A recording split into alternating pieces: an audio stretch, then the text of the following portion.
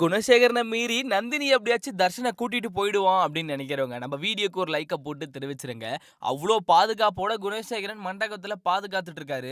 அதுதான் வந்து அந்த ஜீவானந்தமும் அந்த ஜனனியும் போட்டு தள்ளிட்டாங்கல்ல.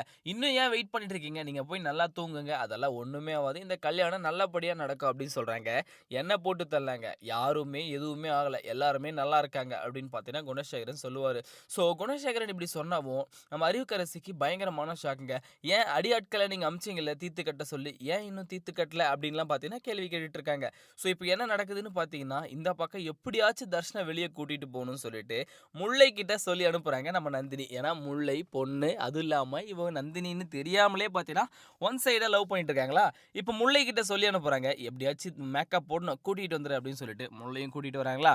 முல்லை வந்து மேலே மேக்கப் போகிறதுக்கு போகாம கீழே ஏன் போறீங்க அப்படின்னு ஒரு கேள்வி கேட்கவும், மேலே கூட்டிட்டு போயிட்டு முல்லையை தனியாக ரூம்ல கூட்டிட்டு போறாங்களா நம்ம நந்தினி. ப்ரிவியூல நீங்க இது வரைக்கும் பார்த்துருப்பீங்க. இப்போ உள்ள என்ன நடக்குதுன்னு பார்த்தீங்கன்னா, நம்ம நந்தினிக்கு தடையா இருக்கிற இந்த முல்லையை அடிச்சு அங்கே பார்த்தீங்கன்னா கட்டி போட்டுட்டு வந்துடுறாங்க நம்ம நந்தினி. ஏன்னா இவன் வெளியே விட்டாலையும் ஆபத்து, எங்கேயோ ஓடி போயிட்டாங்கன்னு சொல்லிடுவான். உடனே நம்மளை துரத்தி பிடிச்சிருவாங்க. அதே மாதிரி இவனை இதுக்கப்புறம் விடவே கூடாதுன்னு சொல்லிட்டு உள்ளவே கட்டி போட்டுட்டு தர்ஷனை கூட்டிட்டு வராங்க. தர்ஷனை கூட்டிட்டு கூடவே பார்த்தீங்கன்னா சக்தியும் கூட்டிட்டு வராங்க. ஏற்கனவே கார் டிரைவரோட கீழே பார்த்தீங்கன்னா ரேணுகா வெயிட் பண்ணிட்டு இருக்கேன்னு சொல்லிட்டாங்களா. ஸோ முன்பக்கம் போனால் பிடிச்சிருவாங்க, நம்ம பின்பக்கமாக போவோம் வா அப்படின்னு பார்த்தீங்கன்னா சக்தியும் தர்ஷனையும் கூட்டிட்டு நந்தினி தைரியமாக கிளம்புறாங்க. ஆனால் நந்தினி வருவாங்கன்ற தைரியத்தில் தான் பார்த்தீங்கன்னா இந்த பக்கம் அடியாட்கள் எல்லாம் தனியாக அடிச்சு போட்டுட்டு வெயிட் பண்ணிட்டு இருக்காங்க நம்ம ஜனனி. ஜனனி கூடவே பார்த்தீங்கன்னா நம்ம பார்கவியும் இருக்காங்க. பார்கவி கூட பார்த்தீங்கன்னா நம்ம ஜீவானந்தமும் இருக்காரு. என்ன ஒன்று, ஜீவானந்தம் எதுவுமே பண்ண முடியாது. ஏன்னா அவரே சுட்டுட்டு இருக்காங்க. ஆல்ரெடி சுட்டு பார்த்தீங்கன்னா ஆப்ரேஷன் பண்ணிட்டு இருக்காங்க. ஸோ இப்போ என்ன நடக்குதுன்னு பார்த்தீங்கன்னா சேஃபாக நம்ம கொண்டு வந்துட்டோம் அப்படின்னு பார்த்தீங்கன்னா கீழே வந்து நிற்கிறாங்க. ஆனால் மண்டபத்துக்கு என்ட்ரன்ஸில் கார் நிற்கிற தவளையை பார்த்தீங்கன்னா இவங்க எல்லாருமே வந்து நிற்கிறாங்க. யாரு? நம்ம கதிர், குணசேகரன், அறிவுக்கரசி எல்லாருமே நிற்கிறாங்க. அதுவும் மேக்கப் போடுற பொண்ணுக்கு என்ன தர்ஷன் கூட வேலை? கூட ரேணுகா இருக்கா, அவ யாருன்னு செக் பண்றா அப்படின்னு பார்த்தீங்கன்னா கதிர் அனுப்புறாங்க. அப்போதான் ஒரு பெரிய ட்விஸ்டே நடக்குதுங்க. ஸோ கையும் களவுமா பார்த்தீங்கன்னா நந்தினியும் ரேணுகாவும் மாட்டிக்க போகிறாங்க. ஏன்னா இந்த இடத்துல இந்த நேரத்துக்கு தர்ஷனுக்கு மேக்கப் போடுறேன்னு நீங்கள் எடுத்துகிட்டு வந்ததெல்லாம் சரிதான். ஆனால் மண்டபத்தில் அவ்வளோ ரூம் இருக்குது, அவ்வளோ இடம் இருக்குது, நீங்கள் ஏன் வெளியே கூட்டிகிட்டு போகிறீங்க அப்படின்னு சொல்கிறாங்க. எவ்வளவோ சமாளித்து பார்க்குறாங்க. இந்த இடத்துல அதை நான் பொருளை கொண்டு வரல. ஸோ அவருக்கு நான் காரில் கொண்டு போய் மேக்கப் போட்டுட்டு வரேன் அப்படின்னு பார்த்தா எவ்வளவோ சொல்லி பார்க்குறாங்க. ஆனால் இதெல்லாம் நம்புறதுக்கு அவங்க என்ன சாதாரண மக்களா? ஏற்கனவே வந்து ஃபோர்ஜரி உடம்புலே ஊறி போன ஒரு ஆள் தான் நம்ம குணசேகரனும் கதிரும்.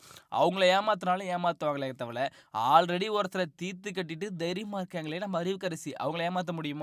கையும் களவுமா பிடிச்சிடுறாங்க நந்தின்ற விஷயத்த. எனக்கு அப்பவே தெரியும்டி நீயாதான் இருப்ப அப்படின்னு சொல்லிட்டு மூஞ்ச மூடிட்டு போகவும், எவ்வளவோ பேச ட்ரை பண்ண வரும்போது பேசாமல் இருக்கவும், இதெல்லாம் வச்சு பார்க்கும்போது நீ தான் எனக்கு தெரிஞ்சு போச்சு.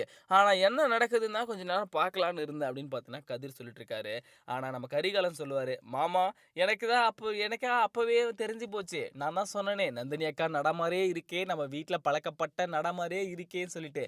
நீங்கள் தான் யாரும் நம்பலை, இப்போவாச்சும் நம்புங்க. நந்தினி அக்கா நல்லா இருக்கீங்களா? வேஷம்லாம் நல்லா போட்டிருக்கீங்க அப்படின்னு பார்த்தீங்கன்னா நம்ம கரிகாலன் கலாச்சிட்டு இருப்பார். வாயை மூடிட்டு அப்படின்னு பார்த்தீங்கன்னா நந்தினி சொல்லுவாங்க. ஸோ இப்போ தர்ஷனை இங்கேருந்து கொண்டு போய் அந்த பாட்டு வாத்தியமாக கூட நீங்கள் சேர்த்து வைக்க போகிறீங்க.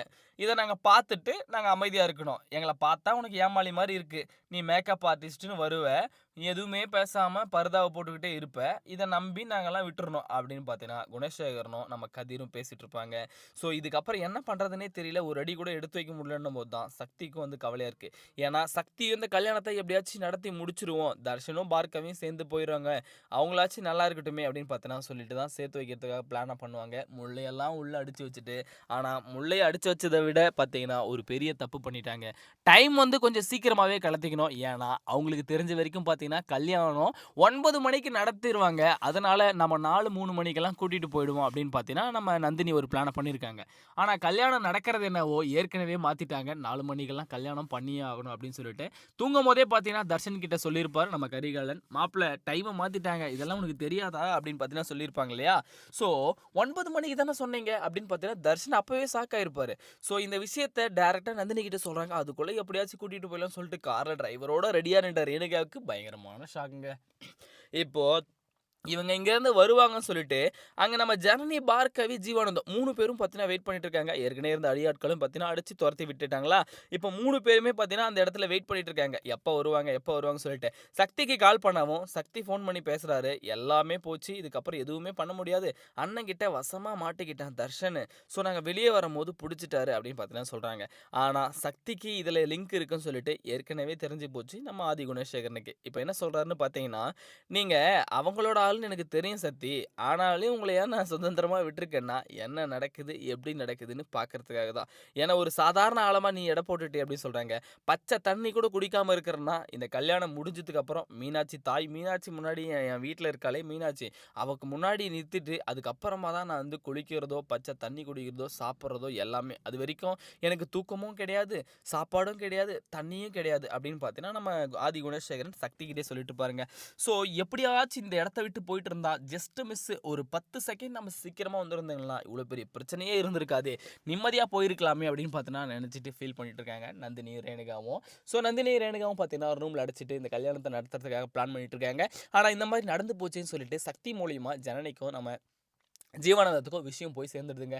இதுக்கப்புறம் என்ன பண்ணுறது, இந்த இடத்துல தான் வந்து அடியாட்கள் இல்லையே, நம்ம இங்கேருந்து கிளம்புவோம் அப்படின்னு பார்த்தீங்கன்னா ஒரு பிளானை படுறாங்க. யார், அந்த பக்கம் இருக்கிற ஜனனியும் நம்ம ஜீவானந்தமும் அங்கேருந்து கிளம்பி டேரெக்டாக மண்டபத்துக்கே வந்து ஏதாச்சும் ஒன்று பண்ணி இந்த கல்யாணத்தை நடத்தியே ஆகணும் அப்படின்னு பார்த்தோன்னா பிளான் போட்டுட்ருக்காங்க.